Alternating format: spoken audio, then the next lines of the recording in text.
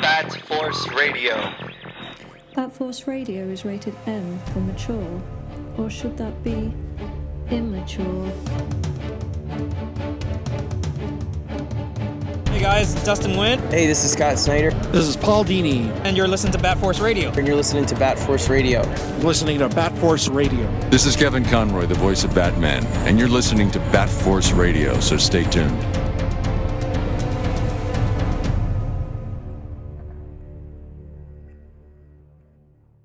Welcome back to Bat Force Radio, the Batman / DC podcast with no limits. Continuing season 11. We got a good chunky one tonight. Got the panel. I got Grandpa Batman out of Texas.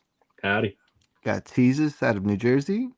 Yo, yo. And I also got Kevin out of New Jersey as well. Welcome. Thanks for having me. How are you? All right. I'm the Bat Force Times. We got a good chunky one tonight. One I've been wanting to push a little forward in the queue because the hype around this series has been undeniable. So we got Batman Dark Patterns, written by Dan Waters, and the artist is Hayden Sherman. I believe they're both British, right? Gramps was. I know Dan Waters is. Yeah. I think Hayden Sherman is from Massachusetts. Oh, is he from Mass? All right, cool. Yeah. Cool. Triona Farrell, colorist. Frank, I'm not going to pronounce that last name because it's very Eastern European. Frank. Frank did the letter. Bob Kane. Kev, you said you met Hayden Sherman at a con. Is that right? Yeah, I this past Comic-Con, New York Comic-Con, I got a little absolute Batman remark from him. Nice. He also he does absolute Wonder Woman. Yeah. Okay. Both these guys, yeah, they have a strong resume for their careers. And so, I'm not too familiar with the backstory. This was a limited series, 4 stories, 3 issues each. Is that what it was? Dark Patterns by this team? Yeah, this was a 12-issue run. So, yeah, they definitely did like three little mini stories per story. So, yeah. So tonight we're gonna cover the first 2, which is "We Are Wounded" and "The Voice of the Tower." But just to lay some groundwork in terms of how I feel is that this is really quintessential Batman storytelling. The detective work, the terminology, just the tone. It's what it kind of reminds me of Legends of the Dark Knight because it is a lone Batman as well. But for me personally, this is in a world where there's a lot of outlandish Elseworld stuff going on with Batman that's popular at the moment. Traditional Batman right here that's as good as it gets for me is like just what the doctor ordered. And the artwork, the colorist too. The colorist is really good. And the tones, the muted blues, just I was really excited to dive into this one, and the first 2 stories for me did not disappoint. So going into the first one is "We Are Wounded," and so this is pretty much what is it, Gramps?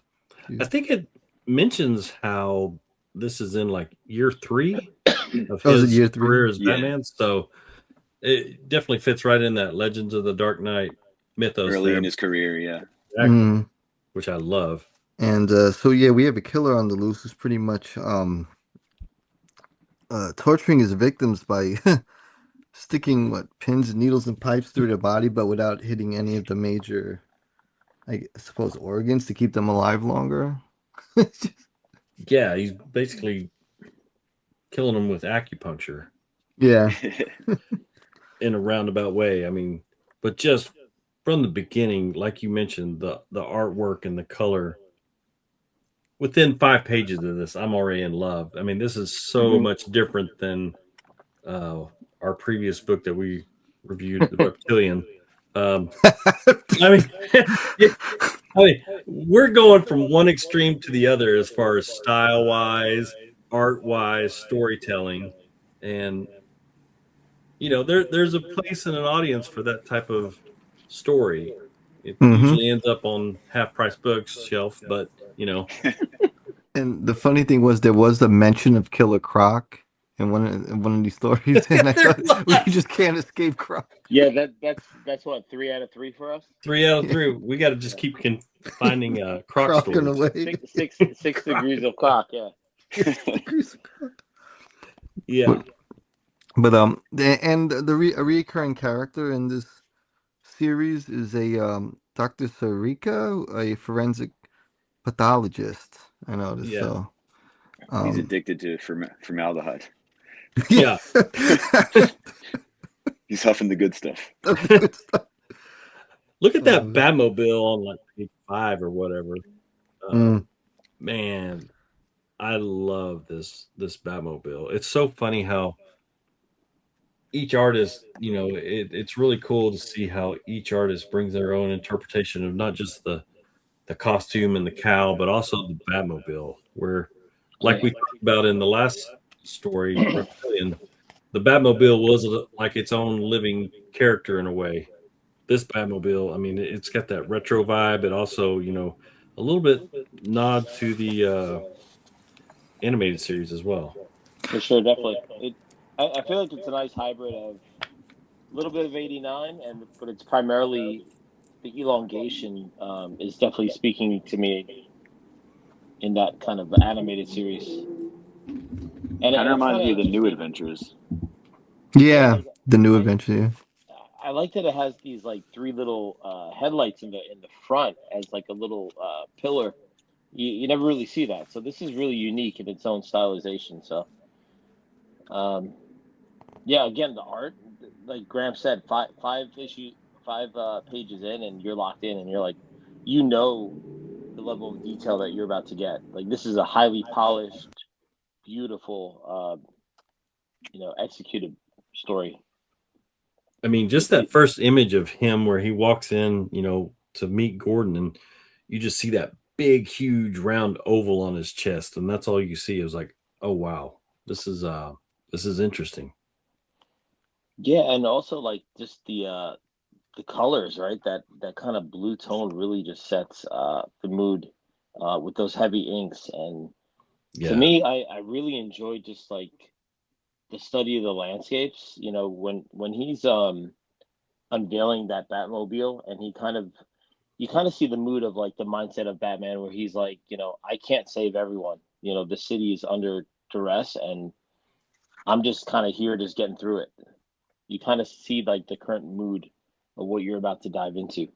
Kind of more in the technical aspect, the way that Hayden Sherman breaks up the pages with his panel designs, it's not all the same.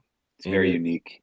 Yeah, he does a great job of leading your eye, but also kind of involving close-ups of the characters, especially like the dead guy who's got these pins sticking out, and you've got the doctor looking really close into him, so you can see the doctor's eyes intensely.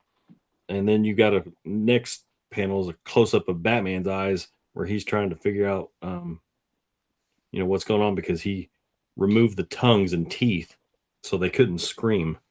Yeah, and then he has this ability to use this like angular kind of geometry, which fits very tight and nice, like a puzzle.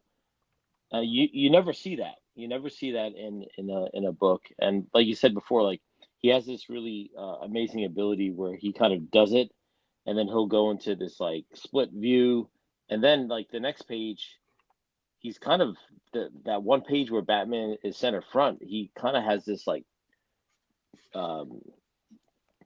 this tiered trapezoid thing going on, which is stellar.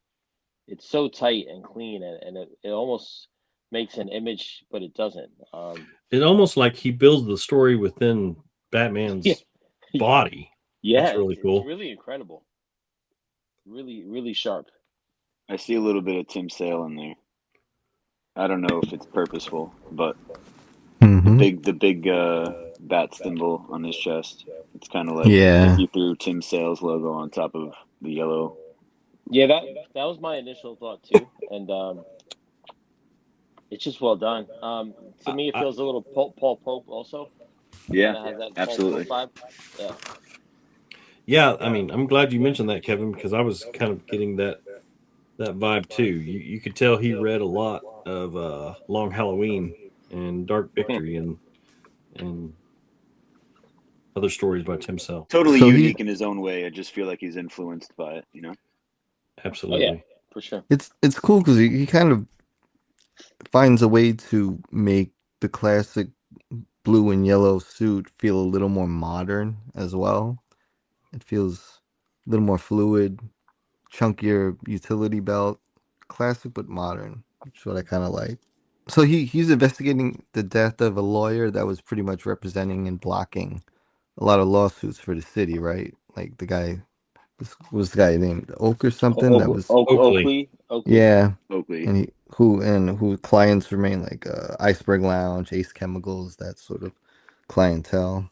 Yeah, it's been like the second murder of this type where the victims all been tortured with these spikes and wounds where the killer knew specifically where to insert these knives and things without killing them, just torturing them enough first, and then they eventually died because of their wounds. And then one of the guys lost his wife, but refused to go ahead and get involved with a class action case against the Falcone family. So that's who Bats decides to bug his apartment, and that's when we meet this big bad. What they call him? They call him the wounded man. The The Wounded Wounded Man. Yeah. Yeah. He's obviously got a history in medicine if he's able to do all this and not kill anyone right off the jump. Yeah. Yeah, they quickly figure out that the killer must have a medical background with the way that he's so precise with placing the spikes and knives and things like that, that he knows exactly where to put these. Kind of circling back, there's that scene where Bruce is in the Batcave and he's trying to put everything together, but he's also trying to sew himself up after getting shot in the side. And I don't know, I always like it when you kind of get a glimpse of the casualty and the price of being Batman, with seeing the wounds and the stitches and the bandages. It puts him in a different place than we see most of our superhero type. And Alfred is like right there, and he's like got his hand out saying, "Give me the tweezers or whatever. I can do this better than you can." I like that. He says it hurts less when I do it Yeah. than when Alfred does it. He has that heavy touch. Yeah, I just don't. Oh man, for somebody who's in that much or relieved of that much pain that this guy is in, because obviously we know, the background with it being that town and what they were exposed to, but this guy could really move around well for somebody that is in the condition that he's in, this big bad. Well, I love the imagination of Dan Waters and Hayden Sherman creating this new villain. I mean, he is like disgusting. Yeah, he's disgusting. He's hideous. Would you get the figure, Gramps? I would. I would. He's got like a mask made out of nails in his head. Ugh.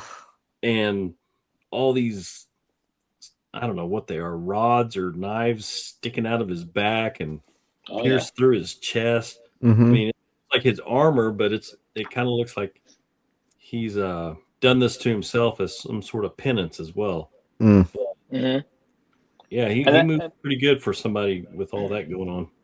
I like the first interaction with Batman where he was kind of like analyzing him, and he was like, all right, I have to kind of just play defense and not really strike this guy, because the second I punch him, he's going down and he could die. Like, Batman recognizes the molecular kind of setup of what is in front of him, and he was kind of just taking his punches, right? Because he knew like one punch could just puncture this guy.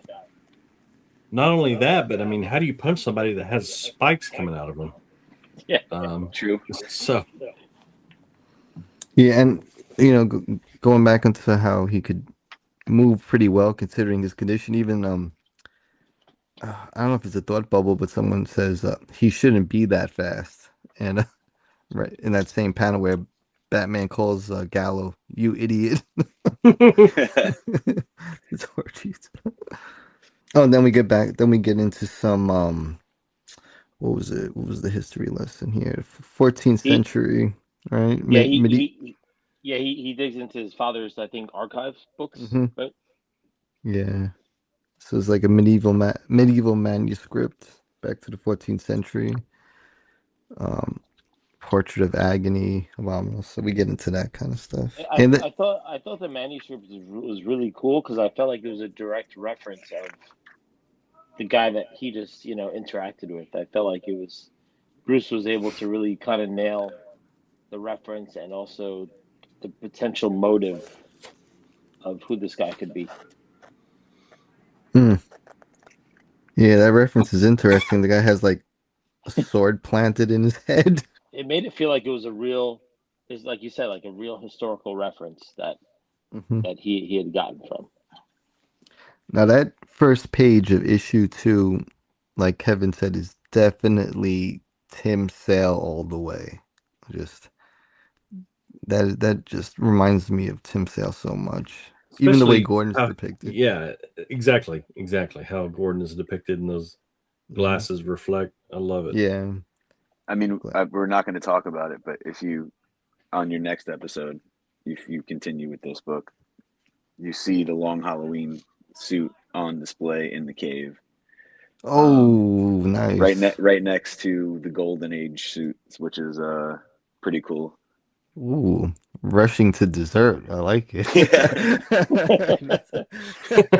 Dessert before dinner. That's freaking awesome. That's like 2 of my favorite suits actually. So that's pretty cool. Kevin, you're coming back for that. That one too. Yeah, definitely. I was about to say, like, when you guys do it, I'm like, you're it's happening. So all right, let's do it. Yeah. So Batman's informing Gordon about everything that's happening with the killer, that it escaped, and not only that, but this dude can climb walls. Like, yeah, he's pretty strong somehow. Well, I like how Batman's looking through his, I guess, infrared or goggles. Then you could it shows you it shows you what he's seeing and even the shape of the goggles, which is kind of fun and clever. On the title page, those towers or those pillars or whatever you want to call them, made out of brick, that is very Kelly Jones-esque. If you ever look at the way Kelly Jones draws a lot of buildings in his books, it has that kind of very old Gothic architecture. So I thought of Kelly. So these guys are taking a lot of fun references and cues from the greats. Yeah, and just mashing them up, and I'm loving it. It's just because those are some of my favorite guys. The one panel after the page where Batman's looking through his infrared goggles or wherever, and you see the Wound Man standing in front of the window, and his eyes are just little tiny black beads. That's terrifying. Yeah, this is so horror-esque, and like, man, this guy Hayden Sherman is so good, and I'm just as I'm reading this, I'm just like, how did this book not get the amount of accolades that it should have? Because this is a gem, right? We're only into issue 2, and we're all locked in. So many great perspectives and uses of like shadowing and inks and colors. Like, how is this not a bigger deal? I'll tell you the buzz for this series in general has been just one of those strong, vibrating buzzes that the real consistent hardcore readers were talking about. So I knew this was going to be something that was going to be a real page turner. That's for sure. Yeah, I've been waiting for this collected volume to come out. Them trades, man. Oh yeah. So Batman confronts this guy. Batman knew, who he was going to target as his next victim, and in their confrontation, basically this guy says, "Please hurt me," like he's wanting to feel the pain, and that's kind of odd, so very masochistic. When he speaks, this character, you could hear it in your head, right? Where he's just, Yeah, I please, like. please hurt me. Like you could hear the agonizing voice in your head. The Yeah, I like monstrous, how they make the word bubbles. Very spiky. Jagged. spiky. Yeah, Could be This just like a nail stuck in his throat or something. Yeah, yeah, exactly. Yeah, yeah. great point. Great point. Mm. And Batman, it's funny because there's the word thought bubble and it says TV and comic books have misled people about knockout toxins. It's basically he's saying it's risky because you have to calculate the weight of the victim, or otherwise you can basically kill him. Hmm. So that's what he uses on this guy to temporarily knock him out. And one of my favorite lines in this whole series so far, when the guy's trying to get into the apartment and Batman just breaks out of the door with him on his shoulder and he says move and he jumps down, and then the guy entering his apartment goes, this fucking city. Yeah, that's great. That's so good. That's so good. Fun little whatever you want to call little. I noticed two things in this book. Being that the writer is British, I noticed he wrote earlier in the story he used the word pensioners, like Mm-hmm. retired people, and that's a very British thing to say. We don't say that here, but pensioners are retired people that live off pension. And the woman later on in the next story, she says blimey, so that's Mm-hmm. obviously very British. So sometimes I think this guy forgets he's writing an American comic book in I didn't even America, pick up but on that. That yeah. was his little signature, I guess, right? Just to kind of throw it I in there. suppose. I mean, it's the big city, so blimey, she could have been, moved or visiting from there in the city. So, but Transplant from from the UK. yeah, but a pensioners is definitely a very UK thing to say. So. Oh, and another fun thing, being that he's taken the this guy into custody, and we're seeing the Batmobile on the road, and we have like 1920s, 1930s automobiles on the road as well. Oh I yeah. Yeah, mean, so that's really fun and interesting because that's very Batman the Animated Series where you will have this modern technology, but you'll also have like Art Deco architecture and these old cars on the road, yeah. almost like hybrids of modern and yesteryear. So, that's a pretty cool touch as well. I felt with this I story. like that because then you can't tell the time frame of it. I mean, Re- they have cell phones in it in the comic, Right. but And then also if you see like the architecture, it's probably postmodern, right? It's mixed with some old, but for the most part, like when you see um that panel where he's driving Wounded Man, you see it's pretty modern looking. So I like the mashup. Yeah, It really there's shows you off. some boxy, glassy, modern architecture as well. It's so funny because on the radio it keeps reminding you how the city is just riddled with crime everywhere, no pun intended. And the hospital was on fire, so he can't go to the fucking hospital Yeah, he 'cause can't. the He fire. can't even go to the hospital. Yeah. So he's got This to the. What He's is got to that guy? pivot to Dr. the Sarika. formaldehyde addicted doctor. yeah.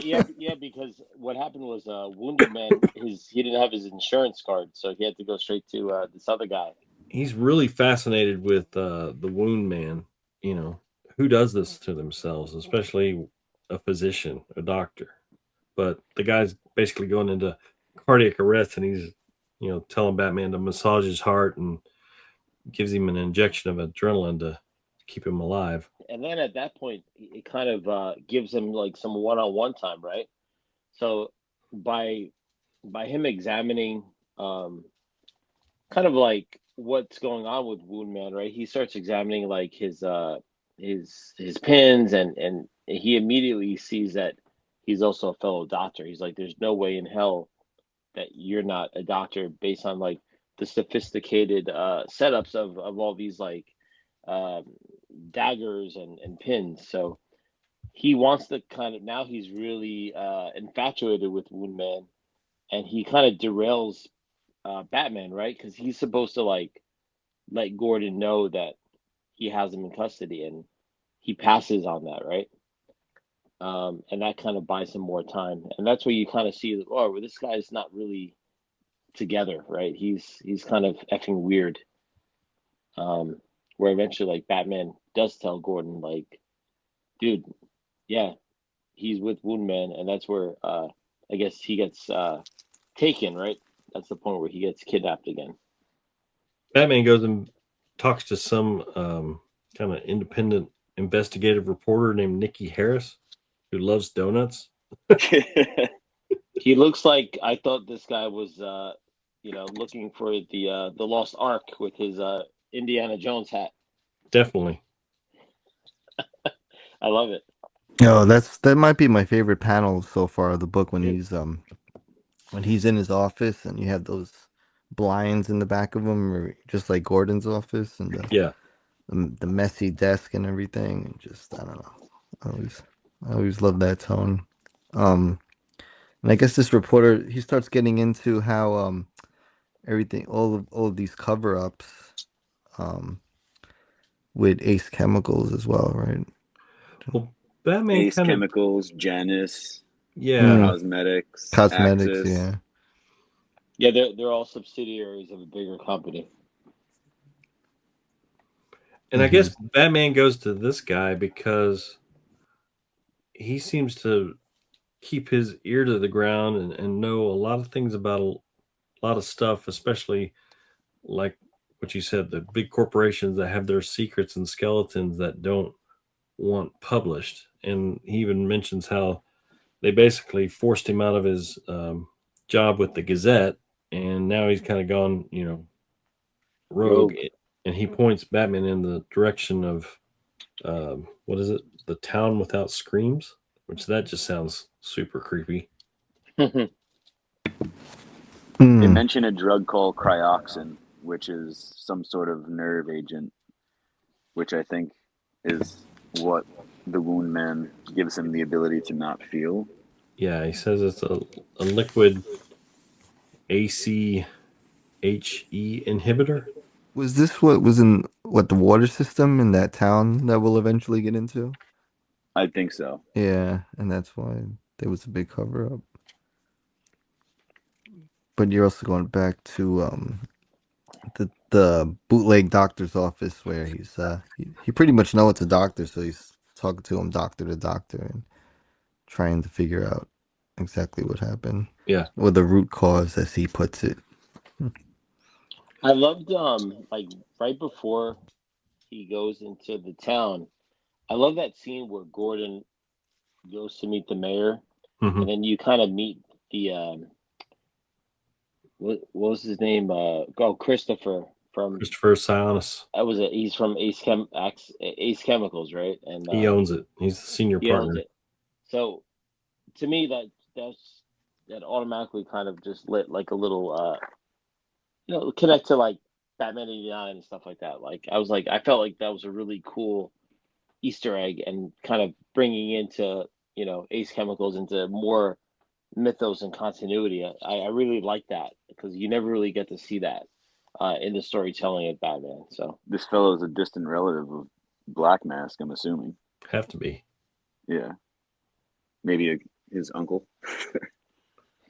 Batman's telling Gordon, "Oh yeah, I left Wound Man with the crazy guy. I'm going out of town," and he's just driving away.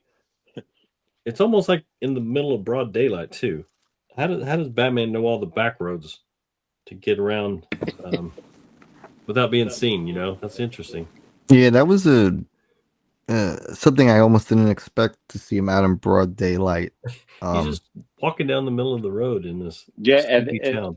And then you see the panel of like the little kid with the backpack, just looking at Batman walking through the street like it's no big deal. Yeah. Yeah, I could see him like switching over to Mattress Malone or something for this, but Batman in some rural town upstate, broad daylight, full suit on. I don't know. That just kind of threw me for a loop, but yeah.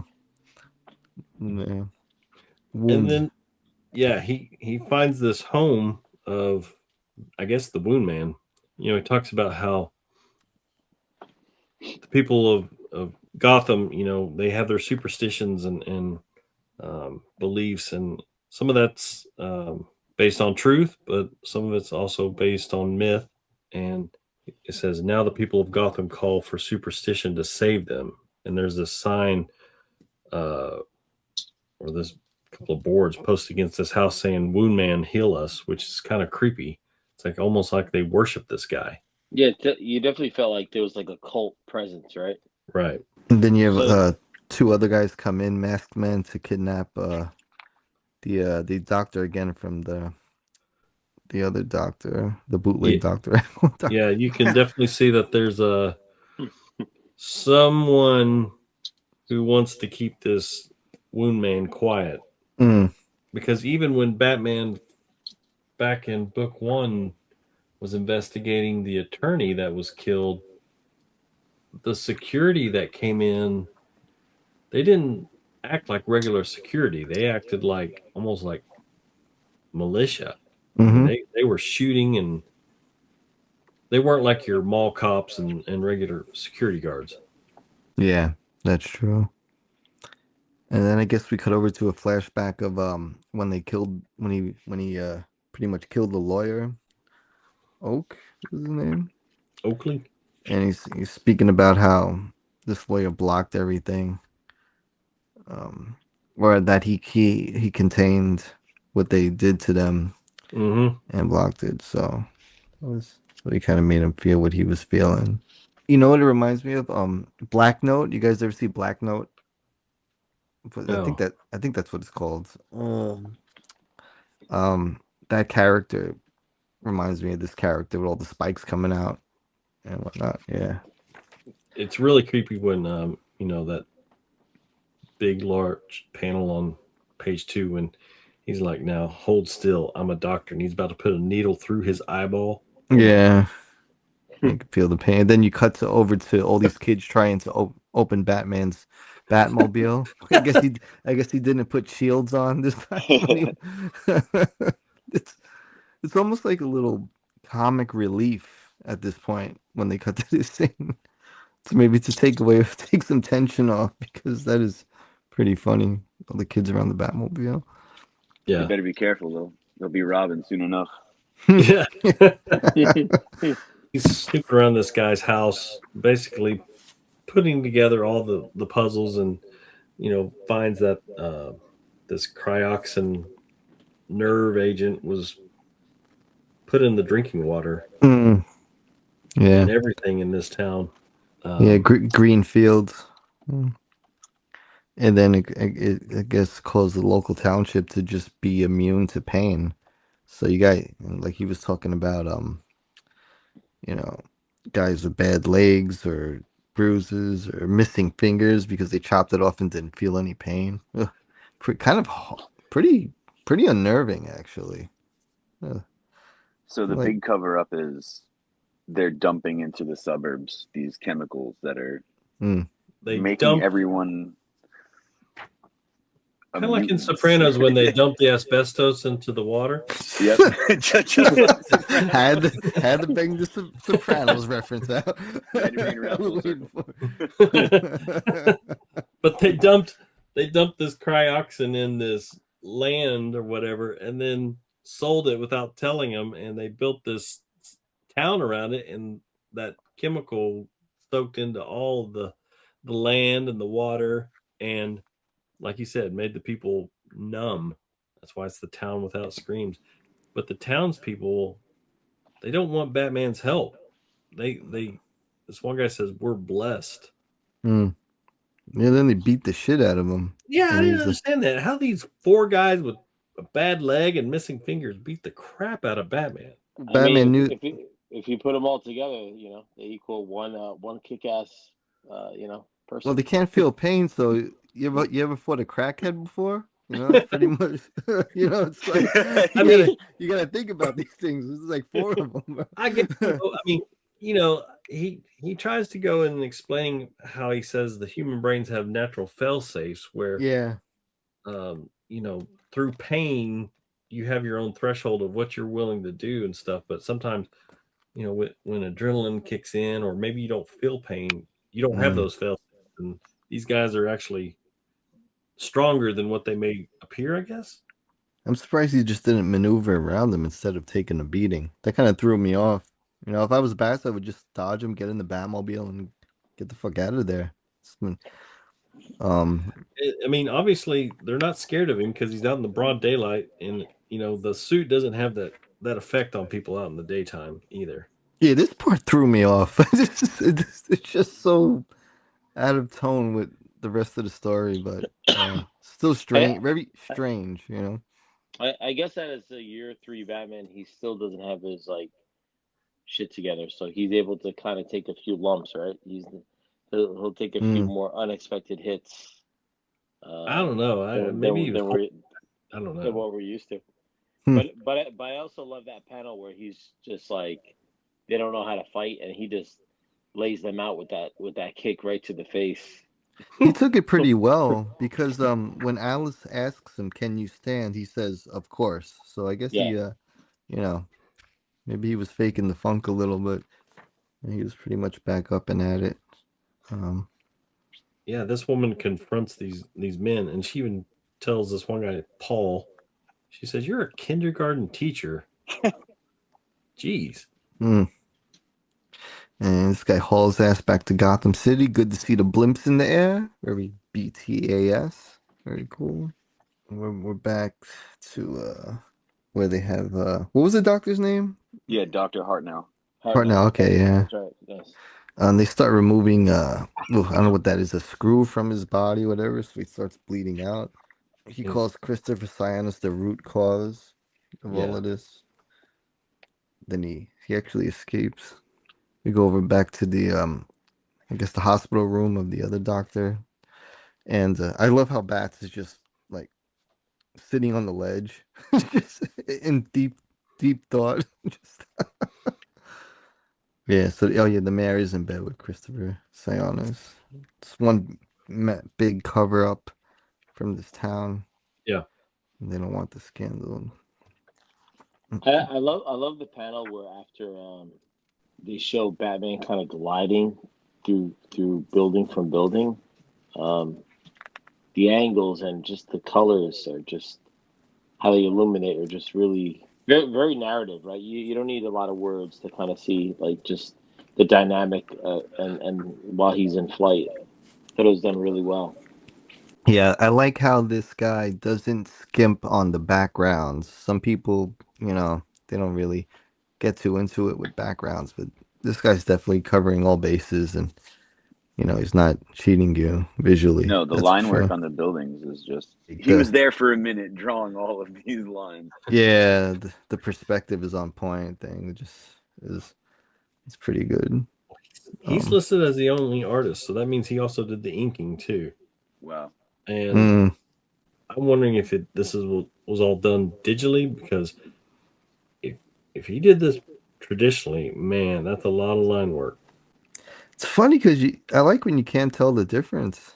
You know, it could be either or with this, which is what I like. Some comics look so clean that you can kind of tell it's digital, but with this, it feels more, I don't know, traditional for some reason. So I love when he's creeping through the windowsill in the next page, and he meets up with Hartnell, who's bleeding out on the floor. He keeps going. He's like, "Damn it!" You could feel that "damn it" in your chest. How disappointed he is that this guy's bleeding out. Like, no. Again, he uses that technique that Gramps was talking about. You know, when he zooms into Chris, I didn't even notice that as I was reading it, but now he has those 3 panels in the kind of in the chest of Chris taking his form, which is it's just such a interesting and abstract way of narrating, because you can see Christopher speaking, but then you kind of see these scenes following up into that afterwards, which is it's different. We've never really seen that too much, you know. Sionis comes out and confronts Batman and you know, talks about, you know, how he basically makes up this story about how Hartnell broke into the house and attacked his men and killed them and stuff like that, and Batman knows that that's a lie and tells him basically the reason of how Sionis and Ace Chemicals created this monster themselves, like what they did with the cryoxin out in Greenfields, and how that led to the death of Hartnell's wife because she could not feel pain one night when she was alone asleep in front of the home. An ember from a fire got out and basically burned the house down with her in it. And in his grief and distraught emotions, Hartnell turned himself into the Wound Man, started shoving things through his hands and arms and everything else, and then had a vendetta to kill anyone associated that allowed that to happen. But you kind of start seeing him piercing himself, and now you're seeing that's like you had said before, that's his penance, right? He wants to kind of coat the guilt that he feels, but by inflicting pain, he feels like he's torturing himself for letting this happen to his wife. Well, not just that, but it's almost like he's trying to feel pain by doing this, but he can't. So he's just like, okay, I'm going to share my pain with the people that caused this. Yeah, and the reason he's not dead is because the way he hurt himself. Yeah. It's almost like surgical because he's a doctor. So he kept trying to hurt himself without killing himself. And that's how he became that monstrosity, unfortunately. Sionis basically says there's no proof to any of that. And, soon I'll be forgotten. And Batman grabs him by the shoulder. And fucks his shoulder up. So he'll always have that dull pain to remind him. He's named another one. Yeah. So that concludes story 1. Batman Dark Patterns, We Are the Wounded. What'd you guys think of this first offering out of Dan Waters and Hayden Sherman? You want to do the 5 rating? Well, not yet, but just here we are. We've got 3 issues of this. What's your feel so far? Well, what happened to the doctor? He was in the hospital. Yeah, he was hospitalized. He got hit with the club, so he was kind of like knocked out. No, the other doctor, the monster. Oh, he was bleeding out, right? And then the last thing we see is Batman applying pressure, I guess, with his cape to where he was bleeding out, and then that's pretty much it. That's the last we see of him. So I'm curious if they'll bring him back, or I don't know. So I think it's interesting how this guy murdered 3 people and then killed some others in this confrontation, and in the end, Batman feels sorry for him and tries to, I don't know, I wouldn't say save him, but it kind of feels like it ended a little abruptly, which is okay. I mean, these old sometimes these old, when back when having these quick standalone stories was more common, that is kind of how they wrapped up sometimes, but you do tend to wonder what happens. We might see him again, who knows? I mean, it's an interesting character, and I don't know. There was no closure, so I don't think Batman justified, why Hartnell did what he did. He just explained to Sionis how your company caused all this. Yeah. And you are the root cause of everything that's been happening. I think he sees him as Sionis being the real villain here. Obviously, he didn't kill anyone with his own 2 hands that we know of, but he's responsible for. He is responsible for the Wound Man. Yeah. And now he has his own wound to bear. Boom. Damn, man. I know how to close these things. Mic draw. Bam. Well, the first serving of 4 from Dark Patterns was pretty good. It really took off quick right away. It was had a lot of horror elements. That's for sure. It did. And what I really liked is that it had a lot of imagination. This was a very unique villain. And he told a pretty complex story in just three issues, right? I don't know if you guys have ever read or remember this limited series Batman Arkham Manor, where they turn Wayne Manor into they transfer all the inmates from Arkham to Wayne Manor temporarily, and the villain is like moving between the walls and killing people. And when Batman fights him, it's so hard to hurt this guy, and he can't understand why. It, this story kind of reminds me of that for some reason. So yeah, it's pretty I interesting. can see that. Yeah, but that was fun. We Are with the Wounded. This next one is really this is a pretty interesting and kind of clever too. I could see this being an animated episode.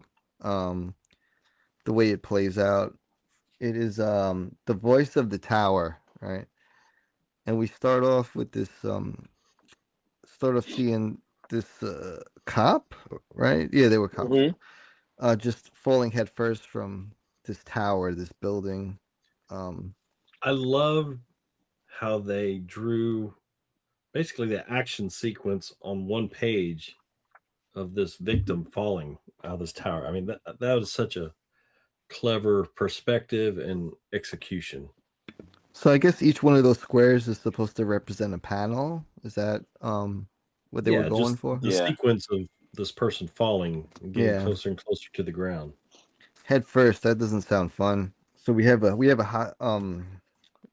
dead officer. Another officer taken hostage in this building. So we have a hostage situation.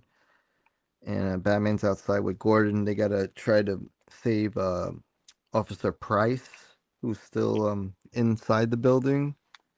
And yeah, that's how it begins. Batman swings into a. So this building is called Bleeding Towers. Bleeding Towers. Yeah, it's basically an older apartment building, and it was scheduled for demolition. Gordon explains that roughly half the residents refused to go. Goddamn gentrification. And they've lived in this home, for generations, and they didn't want to leave because they don't want this torn down and replaced by luxury condos. It's almost the same thing as what we saw in the town, right? Like there's these people that they don't want the change, and they're addicted, even though they're addicted to like the chemical that's in the town, and some of them are disformed. Like they don't want things to change. They're used to this. They're used to the suffering. They're used to this type of poverty that they don't want to leave that element. They used to that stabilized rent, boy. Yeah. This is what they know, and this is what they've accepted, that this is life. Batman swoops in. I guess they try to give you an idea of the interior, the layout from inside the building, where it's like this open area, and each with like almost like how some hotel rooms are designed, and each level has, you could see the walkway for each apartment door. Yeah, it's almost like, remember that page from Court of Owls where you had to turn the book to read the words? That's what this felt like. And so Sabats is in there in the hallways looking for the officer, trying to figure out how he's gonna find her. And you have people in the hallway screaming that he doesn't know this place, you don't know how it works. So, there's this communal idea. I mean, the tone is that this building is one. It's, the community is one within it, almost like it's a living entity. And I think it's something that Batman has to navigate to try to find this officer. Really cool, that one part where one of the people, they open their door slightly, but they have like 3 chain locks on their door. Yeah, it's creepy as fuck. I mean, that face. Who does that face remind you of? Joker. Yeah. Oh yeah. Right away, I actually thought it was the Joker at first, or just some nod to him. He's just so lifeless, and you could tell this guy's just hocked up on so many drugs that he doesn't know what's going on. It's a very, very powerful scene.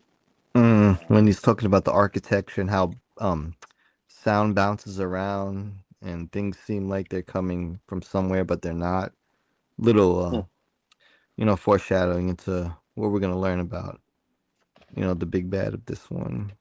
So, and then we cut over to the officer that's actually hanging by.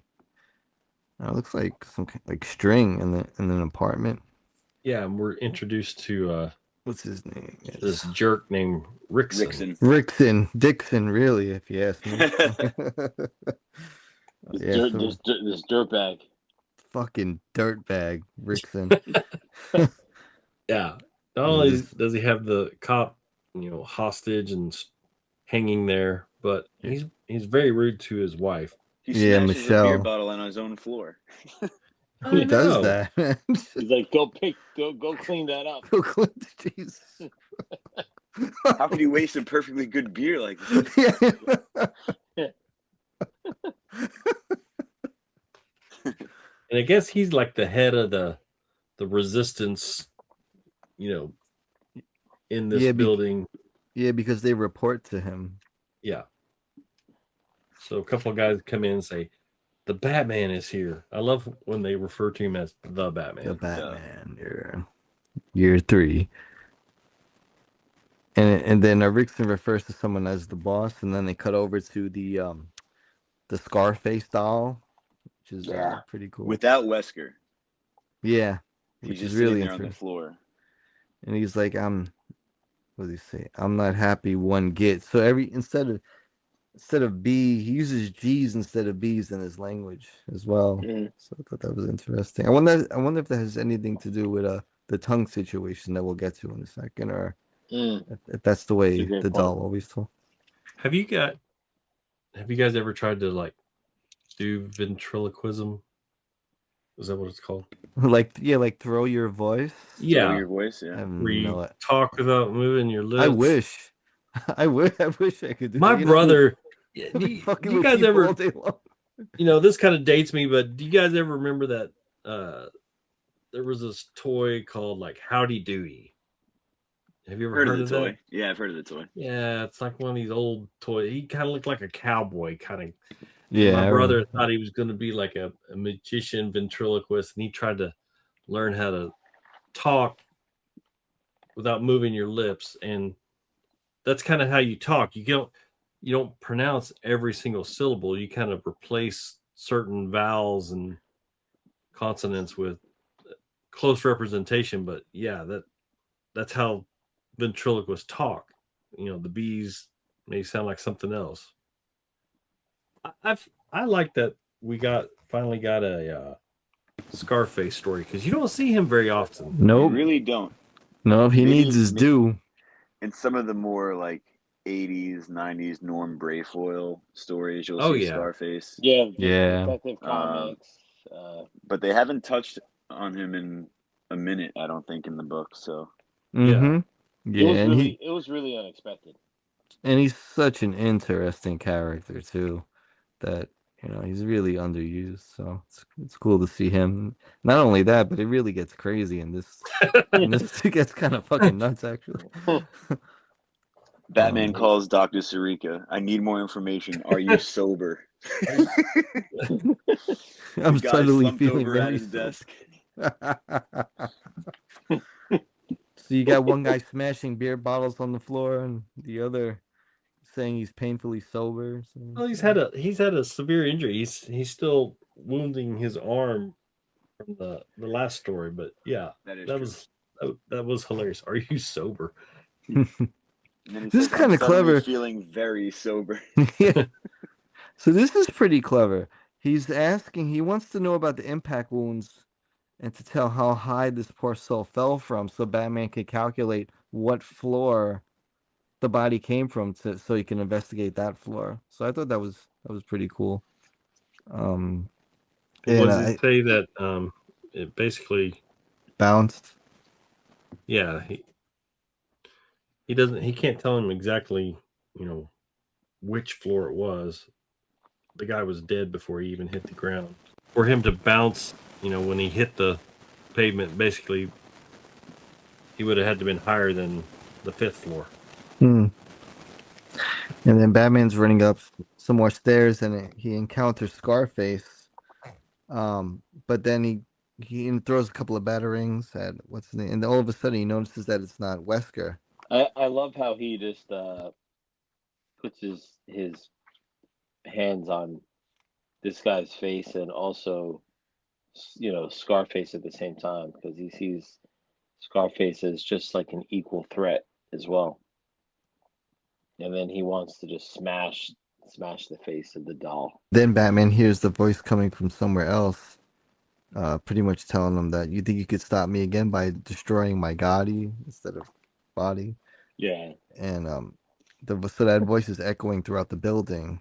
So. And that goes back to, how a ventriloquist can throw their voice. And then earlier you said that in Bleeding Towers, they're unsure because of the layout and how it's built. Some things appear to sound like it's coming from somewhere else when it's actually coming from over there. Yeah. Right, bounces. And these guys are throwing couches out of the windows and just acting a goddamn fool, right? And then my favorite part is when it shows the building in its entirety, and they pretty much made it into a Scarface face with the big cigar and I guess the couch is supposed to be the cigar or whatever. And they're like spray painting his face on the windows and the like the exterior. scaffolding, his eyebrows, and it's so ridiculous but so funny. I didn't notice that the couch represented the cigar, but that is such a cool little detail. And that just happened because it looks like they're throwing the couch out of the window, but they're just setting it up as the cigar. Oh man, you can't make this. This shit is amazing. It's pretty genius if you really look at it. It's like the Scarface Towers. I don't know if that was just supposed to be that last shot. I don't know if it was supposed to be symbolic, but everybody with Tommy guns and wearing Scarface masks is pretty interesting as well. Yeah. It's really neat. They're like these very primitive looking wooden faces, right? So yeah, cool. So from what I remember, I forgot what the origin story was, but the Scarface doll, the face was carved from what was supposed to be a cursed tree. The wood was from a cursed tree, or a tree with a haunting past, and that's how he came to be. So that's kind of fun as well. But the next panel is a little bit of a flashback, and what I noticed was Batman's chest emblem is different. Very David Mazzucchelli. Yeah, year one, right? Very year one, right? So, and then that's when he's taking Wesker out and killed the Gat Man. Let's see. He's going room to room, and that's where he finds that Brit, I suppose she is, because she says "blimey." Very cool. I don't know. I mean, maybe this is just an over observation, but everything in her apartment is pretty much green and floral, and I'm thinking, is this some kind of nod to Poison Ivy or something, or is it just coincidence? But I don't know. I thought that was interesting. I thought that was an interesting touch. And I guess she's explaining her name is Flora. Oh, is it Flora? Yeah, that's right. I guess she starts going into the history of the building as well.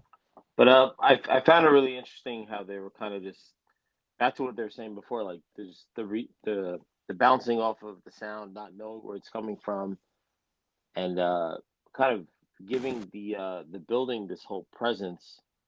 And I immediately thought of like the Wizard of Oz, and the fact that the girl said in the next page, I was like, oh, that was like really cool, because that's part of the illusion, right? Like when the wizard tried to create this big entity of who he was to kind of create this decoy to make him larger than life, and this is what they're trying to create, because now they're trying to embody Scarface, that they're inside of the structure of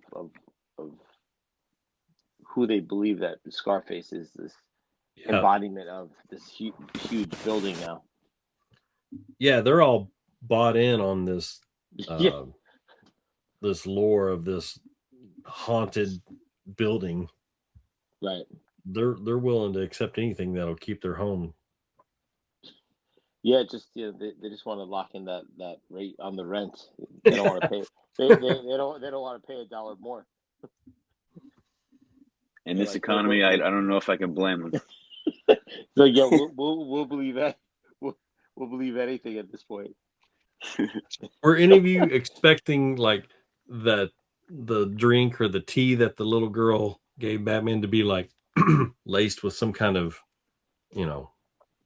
knockout serum or something like that? I was suspicious. I kept thinking like, is he actually going to drink it? I know. Yeah, I'm surprised. Yeah, and he did it. He took a little swig. He did. Of some sweet tea. So the next scene they zoom into kind of Rickson, right? He's waking up after he got knocked out from Batman. He's rude to his wife once again. Get back to the apartment, idiot. Yeah, this guy's a real jerk off. But you can kind of see that they really aren't respecting him. No. Yeah, they're building up to a moment, right? Yeah, for sure. He's definitely not a leader. He's just more like a bully. Right. Batman figures out where to find the cop because he's still looking for this cop that's being held captive. He's got to go to the highest level, the highest story, and hopefully find the cop. And he was kind of like calculating the math, right? Because he's like, well, if the cop jumped from the 5th floor, most likely the hostage is going to be above that, right? No doubt. So he's definitely trying to like calculate in his head potentially where this cop could be. So he starts climbing. It's cool. Like he starts climbing the 9th the side panel, and it's kind of cool. That one pose kind of reminded me of like Adam West a little bit, right? That scene. Oh yeah. Now that I'm looking at it again, it's like that scene where like him and Robin are climbing. That's like a little homage to that scene. Yeah, that's cool. I didn't notice it until now. And they're throwing like random shit at him, right? They're like throwing like a bag of garbage. They're throwing irons. Like people just want. Oh, they're throwing a lamp at him. That's gonna knock him out. So again, these people just want to keep that stabilization of the rent locked in. I didn't notice the iron at first, but he almost got Marved from Home Alone. So he makes it up to what, the 9th floor? He makes it to the 9th floor. He's got some goons waiting on him, and he takes them out pretty easy. And then he's like counting which floor he gets to. And then he's like, okay, now we're on the 10th. Yeah, I thought that was really cool. That's a great little just build up. Yeah. Every scene. He's working his way up to the 11th. And then finally gets to the 12th floor, and he meets Wesker, finally. And someone has removed Wesker's tongue. You know what? At first, I thought that this was a little bit of a callback to the Wound Man, because in that story, one of the victims had their tongue cut out too. Mm-hmm. Right. Yeah, I think they had said maybe all the lawyers or some of the lawyers had their tongues cut out. So they couldn't scream. And I thought, oh, that's cool how they're going to tie this in. But he asks, who did this to you, Wesker? And he says, Scarface. And then now you have this scene of like Rickson back into his house, and he's still kind of revealing the cop that's hanging rather, and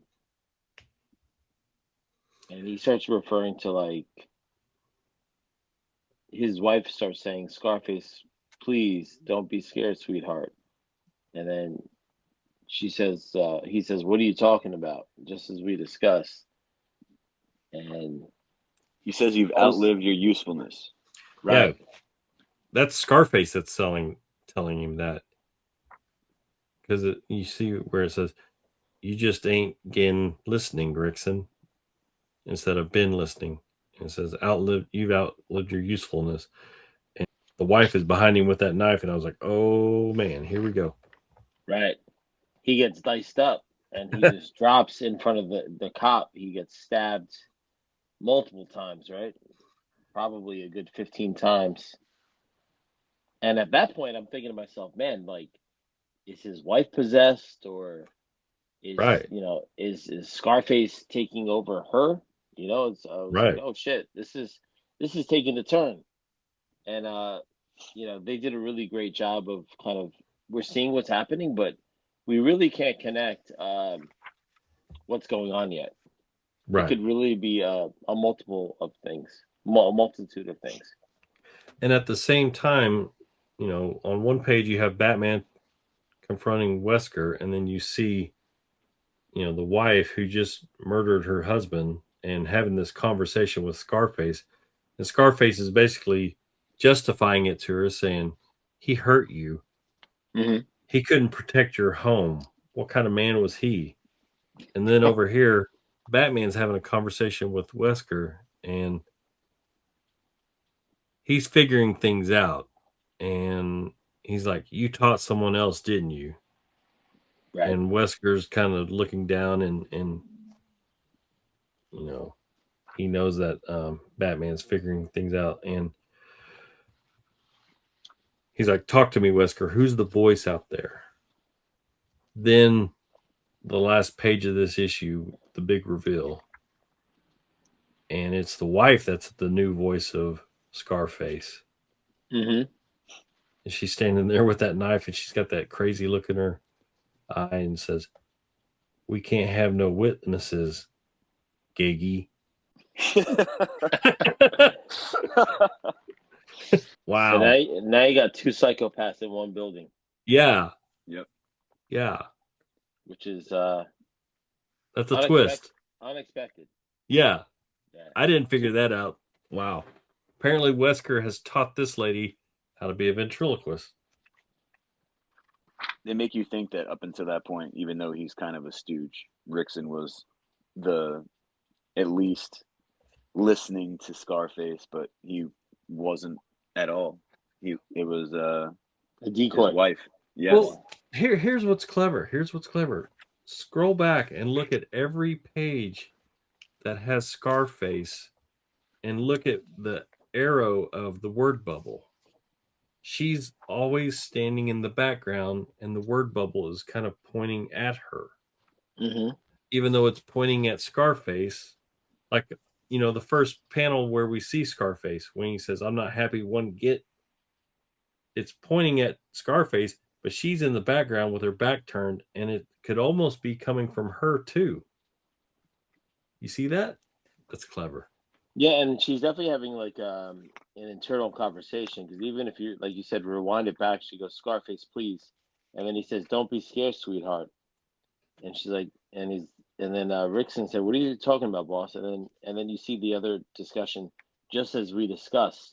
So she's having this like internal conversation and build up and planning that when the moment is right, we're gonna kind of eliminate Rickson, because he's outlived his use, like Kevin was saying. So yeah, even in really genius writing and narration, and throwing off the reader, so much that we have to go back and read it once or twice to kind of see, what the motive was. So even when he thinks he's talking to Scarface, she's in the background throwing her voice like that. Right. She's that good.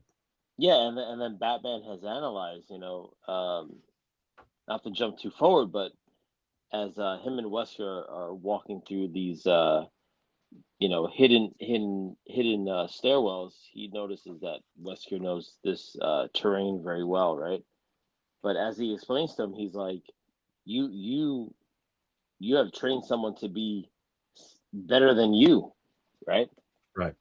And I also like the fact that, like, when he got his tongue cut, I think Batman found his tongue on ice, and he's like, this person was being humane to you. They wanted to silence you, but they cared about you enough that they didn't want to fully not have the opportunity to get your tongue back. So, is that possible to reattach someone's tongue and it be? I think so. You think so? I think as long as you put it on ice, you're good to go. Yeah, I was like, man, just like it wasn't even like strategically wrapped up. It was just like hanging on top of some ice cubes in like a conventional freezer tray of any ice maker at someone's house, right? Like as long as it's on ice, it's a game. So Michelle cut the throat of the police officer. What? Police officer Price? Is that right? Yep. All right. Blood is everywhere. One of the resident goons come in and sees dead Rickson, sees the officer, and she's like, "Get the bodies out of here. Get out of my home." And she's in full Scarface mode at this point. And then, like you said, Batman and Wesker are going down, and Batman figures out, he's like, "You grew up here." You know this. You know these ins and outs way too well just to be living here. This is where you grew up. Yeah. And then we jump over and we see, Officer Price laying next to the dead Rickson, and she wakes up somehow, and clutches her throat. So obviously Michelle didn't fully slice her throat. I don't know. Do you think that she just intended it to look like she murdered her? Or I didn't really catch this whole sequence here. Yeah, I think she did enough to just derail the situation. I don't think she was looking to mutilate and kill her. It was just enough, but who knows? Because you start seeing these expressions that her mind is being taken over, so it's a little hard to tell. Yeah, it's almost like she's possessed. That's really what it is, right? Yeah. And then Batman comes. Do they show her slicing her throat? I think so. It's assumed, right? They just allude to the fact that her throat is cut. Yeah, exactly. Right. I don't know if they necessarily show it, but which is kind of odd. Yeah. You're right. She is bleeding out of her throat, though. Absolutely. And then Batman comes into the room where Price was held and discovers that she's gone. So he knows that they've moved her. He assumes that she's dead at this point. And he has some sort of spray that can showcase where there was some residue on the floor. I got to get me one of those. Yeah, that bat residue spray. I mean that utility belt has it all. I know. It really does. I love how the canister even has a bat symbol on it too. Branding at its best. But by this time, Gordon is tired of waiting, and he's sending in the SWAT team. Which is famously a bad idea. It is, especially with the GCPD. Michelle goes a little crazy here on some dudes.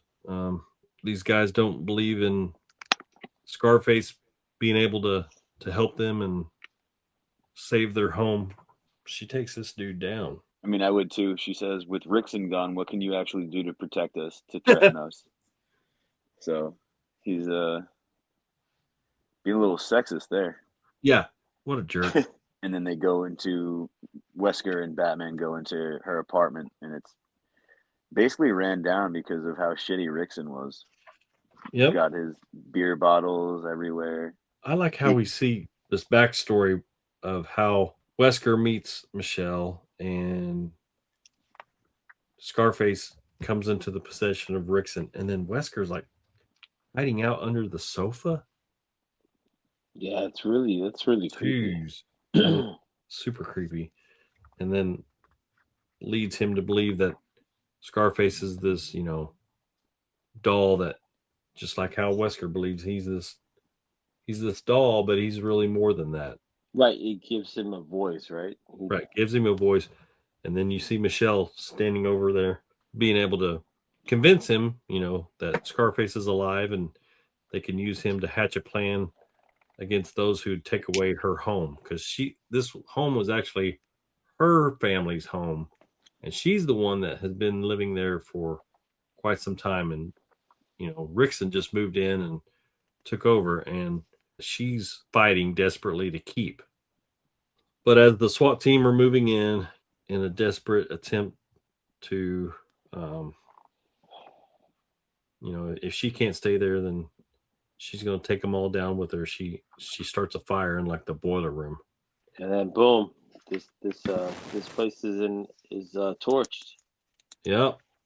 And once again, you see these people kind of evacuating, and Batman has the tech all set. He's got the night vision. He's got the goggles. He's just trying to save the remaining residents at this point because they know that there's no saving this place. No saving this place. And like what Kevin said, once again, it was a bad idea to send in the SWAT team because that just always escalates things. And then amidst the fire, the cop is still alive. So she's getting some. I guess she's getting some dialogue from Batman. Take a left. Go downstairs. Am I wrong? That's the thing. Is like she hears this voice telling her the directions. Take a left. Oh, okay. Take the stairwell. I thought Bruce was kind of leading her out. Yeah. Eventually, they safely make it out of the place. Wesker's watching the place burn, and then you see in the smoke, it kind of looks like the form of Scarface there. Oh yeah. This is where it kind of gets a little supernatural in a way, right? Oh yeah. I think that they mentioned that Michelle Rickson, her body's never been identified amongst the deceased, so they don't know what happened to her. But basically, somehow this doll has a way of possessing people to, I don't know, just wreak havoc, chaos. It's so fascinating. Yeah, it's kind of, I think, it's very cultish, and they, I think this, the smoke of Scarface, that's like a manifestation in people's heads or something potentially, right? Like they believe so much into it that this is what they see. Well, and then also one final point, Officer Price that made it out. She said that the voice that she heard was her partner, the deceased policeman that was thrown out of the building, who's been laying in the morgue all night. Right. So like you said, it's getting supernatural all of a sudden. Right. Yeah. So I liked how the tower was a character in its own right. Gramps, like you said earlier on, the Batmobile was its own character. The world building in this is just next level. It's very creative. And also cleverly done in just 3 issues per arc, but very creative and very, I don't know, just original in my opinion. Yeah, just the thought of just bringing the ventriloquist into this story 4 or 5 issues in is a bold move, and it's something different that we haven't seen in a long time. So I really appreciated it. Yeah, it got me interested. I was like, man, I want to know more about this character. Like Kevin was saying, the ventriloquist was always kind of in the midst of the storytelling of like Detective Comics and stuff like that, and obviously like the animated series, and could be an opportunity for more storytelling for this villain because you don't get enough of that. Yeah, just the whole Scarface rogue is so fascinating because you got, we know it's Wesker, but he's just like this meek, unassuming guy. But at his heart, he's like this badass. He's like this evil badass. Mm-hmm. And I think Batman alludes to that earlier too. He's like, you've created this as a persona for you to kind of defend yourself against the world because you've been ridiculed when you were younger, but this Scarface character gives you the confidence. Yeah. To take that on. It's almost like a placebo kind of, it's like, well, all right, well, when I have this puppet in my hand, I become this whole new larger than life entity. Yeah. And I can take on anyone. And that's what he's doing. Yeah. We're halfway through Dark Patterns. We've touched on issues 1 through 6. We still have 7 through 12 to finish in this volume. But what are your reviews so far? Kevin, you're our guest, so go first, man. I appreciate the early year stories of Batman. So I was a big fan right from the jump. Limited gadgets, and I mean, obviously he's got some tech, but he's not a perfect Batman yet. And as you can see, because he gets beaten up by I guess the townies, the townies in Greensfields, but it was a great detective story. This is everything I want in a Batman comic. I love the yellow oval. Yeah, hell yeah. Felt very classic while also giving a new spin on Wesker, and the Wound Man is a very original character. I would love for him to come back one day. I give it a 4 out of 5. 4 out of 5. That's nice. Very strong. Nice. All right, Jesus, what you got, bro? Right off the bat, I was really just locked into the artwork, as I was saying before, the deep inks. Again, the paneling I think was very abstract and engineered. So to me, this was like very different. I love the attention of like the architecture and also its ability to kind of like what Kevin said. You don't know exactly what time frame this could be, right? There's so many nods of there's some modern looks, there's cell phones, there's these kind of mobster looking automobiles, so it could literally be anywhere, right? It feels like it's Elseworld, but to me, the continuity feels like it's in everyday Batman storytelling. So it's kind of tricking the reader, but also giving the reader more of a range to kind of appreciate what's going on. So I don't want to say 5 out of 5. I'm almost like very close to giving it, but I would say 4.5. I'm enjoying this book. This is probably one of the most interesting reads that has me hooked, and I like everything about this. I don't see any.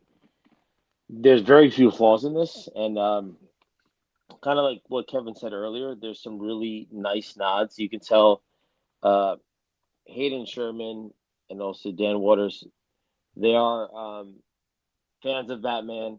They used some really great homages, but it still feels original to me. So that's what I really love about this.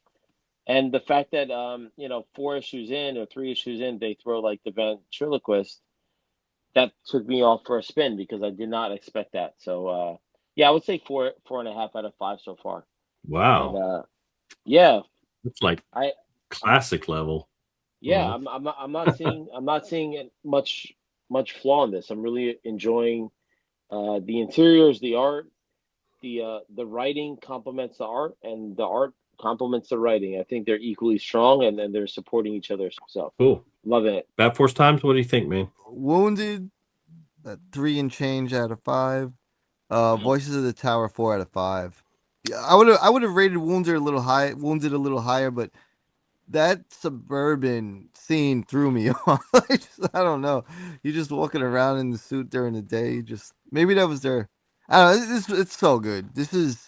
I think this is the best Batman stuff out right now.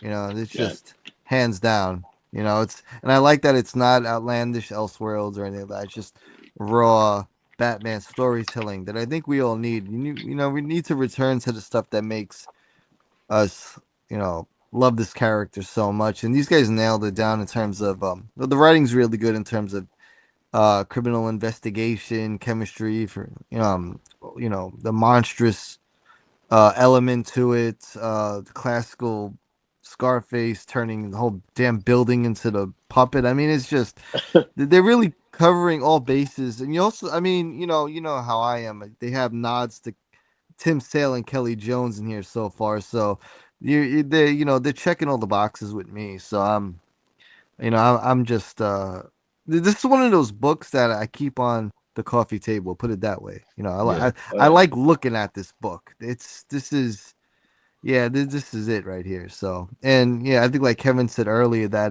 that logo, that chest emblem is just on the money, man. So I'm very happy with this. They're really it's kind of like if you consider the Legends of the Dark Knight run year 1 or 2, or year 1 going into year 2, and then having Dark Patterns as year 3.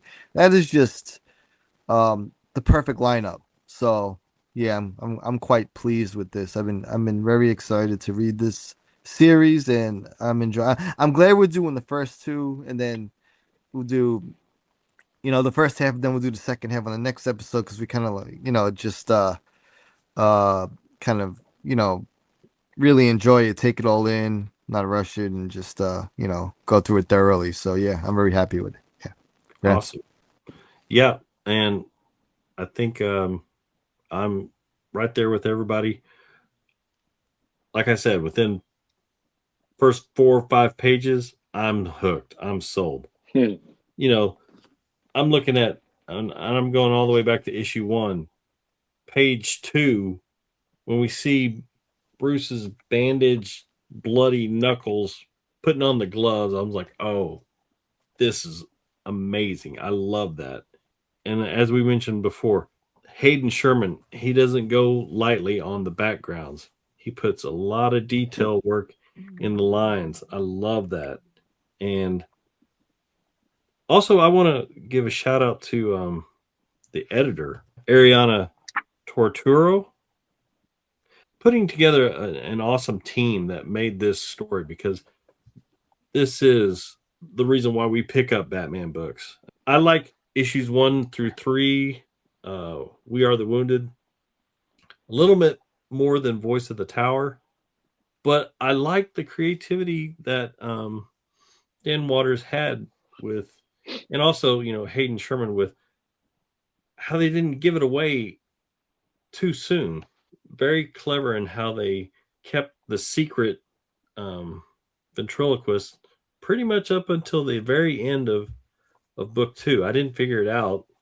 It wasn't until she murdered the guy, and then we saw that reveal on the last page of book 2. I was like, oh my gosh, that's genius. And then it's like one of those movies where it was right in front of you the whole time, and you go back and watch it, and you're like, it's so obvious, it's right there, but it's done so clever that the first time you're reading it, you don't catch on to it. Mm-hmm. I love that. Visually, they did in a comic book what a lot of movies do all the time. I loved it. It would be nice to get a hardcover. That's for sure. Everything else gets a hardcover. I know. Yeah, I wonder why they didn't do that. I thought the same thing. I was like, for the money of what they charged, we paid what a hardcover should be, right? $30. Yeah. Yeah, that's hardcover status. But this is also a 12-issue arc with probably over 300 pages.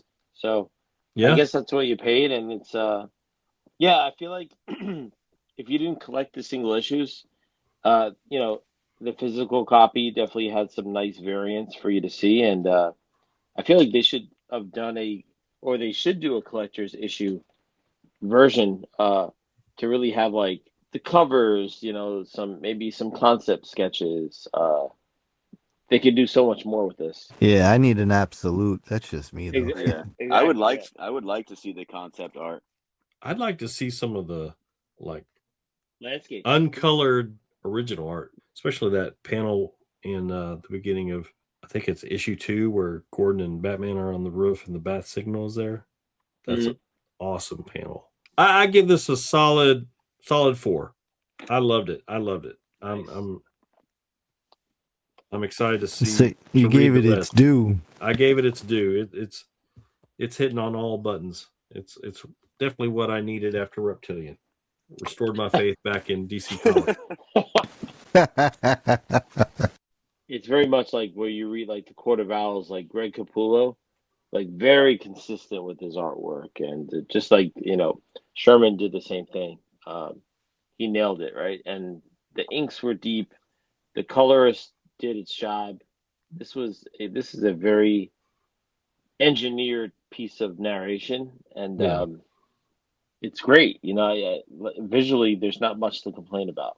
Stories, I'm sure, based on everyone's opinion, there's definitely a lot of blocks and kind of some mishaps, but visually, it keeps it moving. It transitions. They change it up, and it's really interesting, and it's eye candy, right? So I can't wait to read the next 6. Yep. All good stuff. So this is part 1 of our review for Batman Dark Patterns. We will do the second half for books 7 through 12 on our next episode. And hopefully we have Kevin back with us. We certainly appreciate his input. It's always good to hear. Dude, thank you for having me. Oh, for sure. Great. Let's introduce Kevin too. Let's give him an opportunity. I know Kevin through Instagram. We had an opportunity where we met each other in person in New York City a few weeks ago. And I saw that he read Dark Patterns. So this was a great opportunity to finally kind of take this to the next level and have him join us and, share some great perspective. But I know you're a musician, and let everyone know what you do and, how they can learn more about you. Well, first of all, thank you guys for having me. Any chance I can talk about Batman is something I'm trying to do. For fun, I sing in a band called The Shape. There's definitely some hidden Batman references in the music. I'm a barber by day, and that's really it. The band's called The Shape. Don't be shy about some self-promotion. Does The Shape have your social media, your YouTubes? Yes, we're on Instagram, we're on iTunes, Spotify, Bandcamp, we're on all that. So all I have to do is look up The Shape. Yes, we have a song called Amusement Mile, which is the Joker's hideout. The carnival, or rather. Very cool. Yeah, when I saw your Instagram, one of the things that I saw immediately was, I guess you were with your band, but you were kind of, I wouldn't say you're cosplaying, but you're dressed up as the Joker, and that was kind of like to me, it felt more like the homage to like the Joker and maybe Prince. Yes, I did that. I did the Party Man Prince. My band played a Halloween show, and I did half Joker. Yeah. And the Party Man. It was pretty cool. Yeah, well done. And once I saw that, I was like, all right, this guy, we have to connect with him. He gets our perspective. He loves Batman on a level that we're all on. So very fitting. And I just felt like we needed to have you on here to kind of just share your perspective as well. Anytime. Is The Shape referring to Michael Myers in any way? That is a Michael Myers reference. Yes. Okay. In the first one, they don't, at the end credits, they just call him The Shape. They don't refer to him as Michael when the credits roll. Right. And I just thought that was a clever name. So good. I stole it. Awesome. Very cool. Well, thanks so much for joining us. It's definitely a pleasure. Looking forward to our next episode where we will discuss issues 7 through 12, Batman Dark Patterns. This has been Bat Force Radio. Thanks for tuning in. Till next time.